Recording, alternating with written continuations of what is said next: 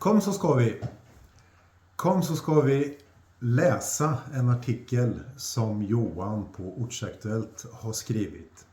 Det var en väldigt fin artikel och därför vill jag dela den med er på det här sättet. Han skriver så här: siktar mot toppen i kampen mot cancer.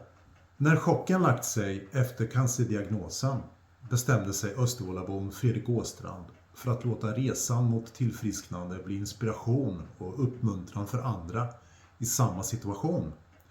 I ett bergsklättrarprojekt tillsammans med äventyraren Aron Andersson. För 2 år sedan bestämde sig Fredrik Åstrand från Gräsbo i Östervåla för att jobba stenhårt för att på sin 60-årsdag vara i sitt livs bästa form.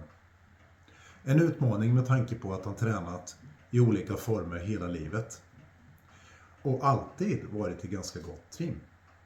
Men han skulle få allvarligare saker att tänka på. I februari i fjol diagnostiserades den inflyttade östgöten med ett förflutet som bland annat snickare, ingenjör och helikopterpilot med aggressiv cancer. Ett chockbesked som skakade om mig i grunden, berättar 59-åringen, som numera främst arbetar som kulturförvaltare med kallmurar som specialitet. Han fortsätter. Jag hade visserligen haft förhöjda värden i många år, men jag var ändå inte förberedd på beskedet. Och när läkarna meddelade att de behövde operera bort prostatan så snart som möjligt skakade det om mig ännu mer. Operation blev det några månader senare och närmaste tiden efter det kände han sig spak. Första tiden var riktigt jobbig, både fysisk och mentalt. Men efter några veckor vände det. Livsglädjen kom tillbaka och jag kunde på något sätt släppa oron, berättar han. Någonstans där och då bestämde sig Fredrik Åstrand för att återuppta sin målsättning.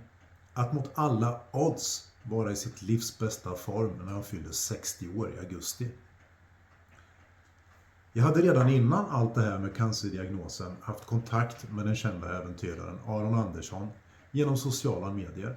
Och när han passande nog hörde av sig och frågade om jag ville följa med hans expedition och bestiga Kebnekaise i sommar tvekar jag inte att tacka ja, fortsätter han. Samtidigt bestämde han sig också för att öppna upp om sin cancerdiagnos och släppa in andra i sin livsresa.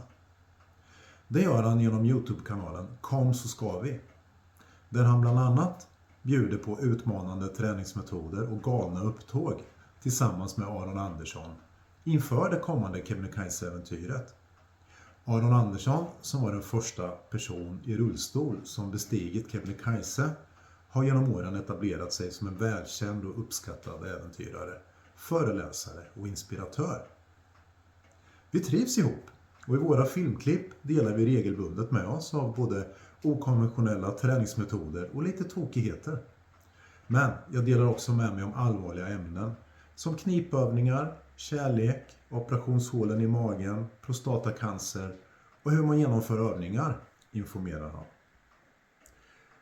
Genom att vara öppen med sin prostatacancer och resan mot tillfrisknande hoppas han bland annat kunna normalisera ämnet och ge andra drabbade hopp. Vi är väldigt många som drabbas och kan jag ge den här kampen ett ansikte så gör jag det. Jag vill ge hopp och inspiration till andra drabbade att kämpa på. Jag menar, kan jag göra det här så kan vem som helst göra det. I projektet sker också en insamling till Prostatacancerförbundets kampanj Mustaschkampen, där de insamlade pengarna går till forskning, utveckling, bättre vård och kunskapsspridning inom Sveriges vanligaste cancersjukdom, prostatacancer. Vägen är målet och målet är vägen till att få in så mycket pengar som möjligt till cancerforskningen, som har målet att få ihop 50 000 kronor genom insamlingen lagom till Kebnekaise, äventyret i början av augusti. Till den som funderar på att ge pengar till projektet säger Fredrik Åstrand så här: i framtiden kan den drabbade vara någon i din familj, din bror, ditt barn, din make, ditt barnbarn, någon du känner och älskar. Ett bidrag idag kan betyda att det inte behöver ske. Hjälp mig att hjälpa. Och jag är tacksam för varje bidrag. Avslutar Fredrik Åstrand. Är den gladlynte östgöten då i sin livs bästa form när han fyller 60 år den 31 augusti i år? Det får vi återkomma till. Den som vill ta del av Fredrik Åstrands och Aron Anderssons förberedelser inför Kebnekaise-äventyret kan klicka på nedanstående länk till YouTube-kanalen Kom så ska vi. Ja, jag ska försöka lägga en länk direkt till Ortsaktuellt, den här fina artikeln som Johan har skrivit. Och jag ska också försöka lägga en länk till insamlingen direkt i videon. Tack så mycket, trevlig helg allihopa. Ta hand om er och ta hand om varandra.